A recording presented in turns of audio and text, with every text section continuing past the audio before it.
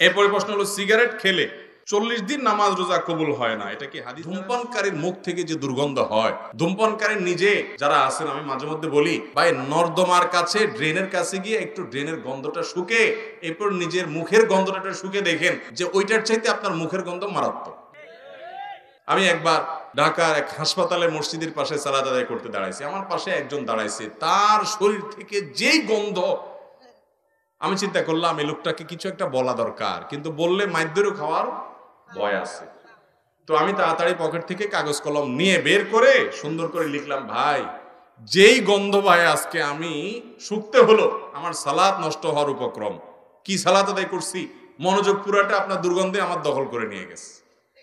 তো আল্লাহর রাস্তায় আল্লাহকে ভয় করেন, এটা আর করেন না। এটা লিখে কাগজটা আমি সাইডে রেখে, সে সালাতের মধ্যে আছে এই অবস্থা, আমি তার সামনে রেখে আইজো দৌড় কাইলো দৌড়,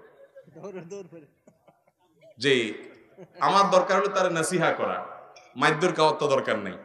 তো নাসিহার কাজ তো হয়ে গেছে, লিখে দিয়ে আসছে। ভাইরা আমার, যারা ধূমপান করেন তাদের মুখে এরকম বাজে অবস্থা তৈরি হয়। পৃথিবীতে ক্যান্সার এখন এত ব্যাপকভাবে ছড়াইছে, আমাদের দেশের কথা যদি আপনি বলেন, ঘরে ঘরে জনে জনে এখন পরিবারে পরিবারে ক্যান্সার।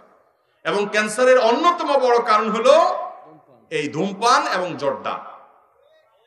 পানের সাথে চাবায়া চাবায়া রকমারি জর্দা খায় না অনেক মুরব্বীরা? ইবনে মাজার একটি বর্ণনা আছে, সেটি হলো যদি কেউ মাদক সেবন করে, মাদক গ্রহণ করে এবং এর ফলশ্রুতিতে সে নেশাগ্রস্ত হয়ে যায়, 40 দিন যাবত তার সালাত কবুল হবে না, ইবাদত কবুল হবে না। তো ধূমপানটা তো, এটা তো এর ফলে এক নম্বর কথা হলো মানুষ আসক্ত হয় না, মাতলামি করে না, মাতলামি আসে না। দ্বিতীয় কথা হলো যে ধূমপান এমনিতে নাজায়েজ এবং গুনাহের কথা, সেটা নিয়ে কোনো সন্দেহ নাই।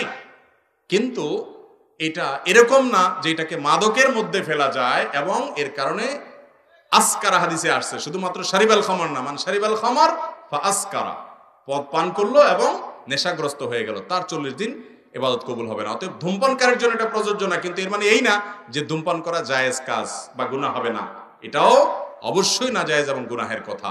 নোংরা একটা জিনিস এই ধূমপান, বিষপান, লেখাই আছে যেটা স্বাস্থ্যের জন্য ক্ষতিকর, তারপর আবার পয়সা দিয়ে কিনে খাই। আল্লাহ তাআলা আমাদেরকে বুঝার তৌফিক দান করুন। এই নোংরা জিনিস খাওয়া যাবে না ভাইরা। কিন্তু 40 দিন ইবাদত কবুল হওয়া না হওয়ার যে হাদিস, সেটা এই ধূমপানের ক্ষেত্রে ফিট হবে না। অনেক রাত হয়ে গেছে, আর দরকার আছে দিলে তো সারা রাত দেওয়া যাবে যেগুলো আছে।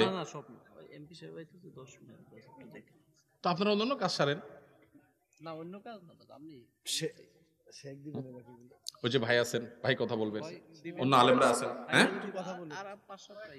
আচ্ছা, আর 2-4টা আমি বলি, এরপরে আমি ছেড়ে দিব, কারণ গভীর রাত পর্যন্ত মাহফিল, এটা সুন্নাহ বিরোধী কাজ। আমি সব জায়গায় এটা বিরুদ্ধে বলি, আবার দেখা যায় যে কোরআন সুন্নাহর কথা বলে, সহিহ হাদিসের কথা বলে আমরা এটার উপর আমল করতে পারি না। আমি ওই যে ময়মনসিংহ ত্রিশাল আমাকে এক জায়গায় মাহফিল নিয়ে গেছে, আমার চুক্তি ভাই 10টার ভিতরে আমার এই মঞ্চ থেকে নামাই দিবেন। আমার 10টা পরে আয়েশা বলতেছে, হুজুর আপনি এবার একটু খাওয়া দাওয়া করে রেস্ট করেন। আমি কেন, আপনার সবাই শেষে যাইতে হবে তো আমরা ডেকে নেব। ঠিক 11টার পরে আসছে আমার ডাকার জন্য। তো ভাই এটা তো কোনো সহি পদ্ধতি হলো না। সুন্নতের আমল যদি আমরা না করি দুনিয়াতে কি করবে? আল্লাহ তাআলা আমাদেরকে আমলের তৌফিক দান করুক। ভাই যাই হোক, যেহেতু কয়েকটা প্রশ্ন উত্তর দেওয়ার জন্য কর্তৃপক্ষ অনুরোধ করেছেন, আমরা কয়েকটা প্রশ্ন উত্তর দিচ্ছি, এরপর ইনশাআল্লাহ অন্যান্য ওলামা একরাম কথা বলবেন। এমপি সাহেব নাকি আসছেন, উনি কথা বলবেন ইনশাআল্লাহ।